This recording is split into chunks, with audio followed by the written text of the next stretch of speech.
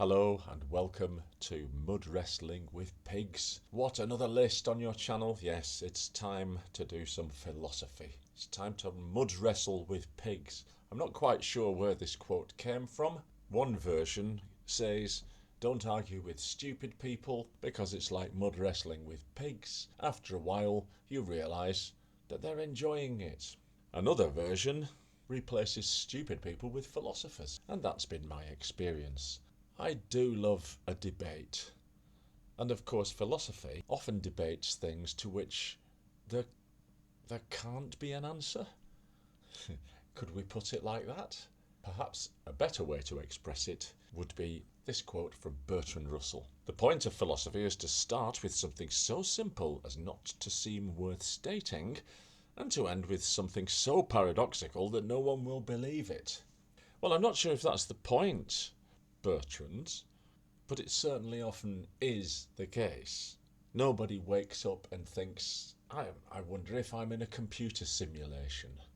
Or at least very few people do. Philosophy, that's what a society does when it's got time, isn't it? It's like the pre-Socratics and the Socratics. Finally, you have a kind of leisured class that can spend their time debating such things. Well, that's one way of looking at it. I met a person once who really didn't like philosophy. "What has it ever given us?" she bemoaned. Well, it's given us a lot of things, hasn't it? But philosophy is in a bad position in that once you invent the instruments to investigate something, it gets sidelined. What are those things in the sky, those pinpricks of light? What is that big round thing? Is it a god? Does it circle the earth? Does it go to sleep and then wake up again? Does it set into a sea of fire, as Alexander the Great wondered? Well, once we get telescopes and ways of measuring background radiation, redshift, etc., etc., and basically for a long time now, we've believed that the sun is a star which the earth revolves around. So that's solved. So it's not philosophy anymore. Oh, never mind. I've started with a Bertrand Russell quote. I'd like to focus on him for this first episode, just to give some tidbits of what we might be looking at later. Here's a nice one, born of his conscientious objection to fighting in the war. "I would never die for my beliefs because I might be wrong." Good heavens. That's something that people often don't consider. This ties in to the idea that ideologies can be dangerous, as they will get you to behave in ways that a human without such an ideology never would behave, because they can sense that it's morally bad.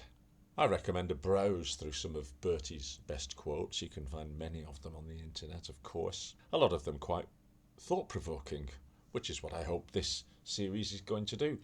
Provoke your thoughts. Certainly not going to solve philosophy's millennial problems. Here's another Bertie.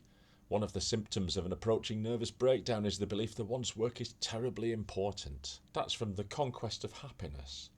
I wonder if we could extend that to modern life and rephrase it as one of the symptoms of an approaching nervous breakdown is the belief that one is important. Well, of course, we're all important. We all have civil rights, etc., etc. But there seems to be a rush to be acknowledged, celebrated, and cheered in modern society. Russell, of course, was a screaming liberal, perhaps even too much for my tastes. The idea of the world government, which led eventually to the League of Nations, is a failed enterprise, I'm afraid. One might ask, what could one have done instead of that? And we can recognise the idea as a genuine attempt to solve the problems of the world after the Second World War. Here we are, 80 years on, and things don't seem to have got much better. But let me finish this quick introductory thought-provoker with the two quotes which I used in one of my music videos as a little homage to Bertie. And these are from an interview which he gave not long before his death, in which he was asked to give two pieces of advice for future generations. And he chose these two pearls of wisdom. In the first one he says, In this world, which is becoming ever more global and universal, we must expect that some people say some things that we don't like. Obviously, Bertrand did not envisage Twitter, or X as it's now called. In my imagination, the world before internet and social media was a street of houses, and in the houses people lived together but separated by walls, because good walls make good neighbours. So the Muslim family might be separated by one wall from somebody watching pornography. The hippie downstairs smoking dope might be next to a retired major general who doesn't like that kind of thing. And people got on with their lives in private, coming into the public domain when necessary. The internet and social media, in my little analogy, has just knocked all the walls down. So now we can, or maybe it's turned them into glass, so we can now see what other people are doing. In fact, the idea of this private public division will be the subject of episode 1, which is coming up soon. And the second Bertie quote that I'd like to leave you with is this.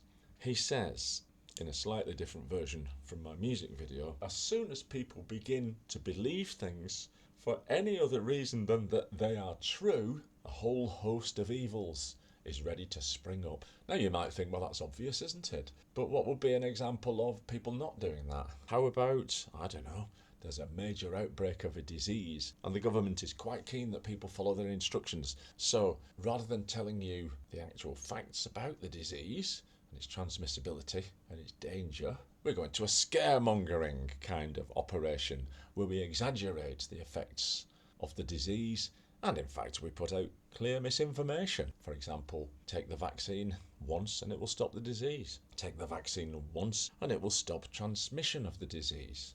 Both of these we know now were false. Did the people who said them know they were false at the time? Well, that's a nice little question to leave you hanging on, isn't it? Do keep listening and subscribe if you want more philosophy waffle.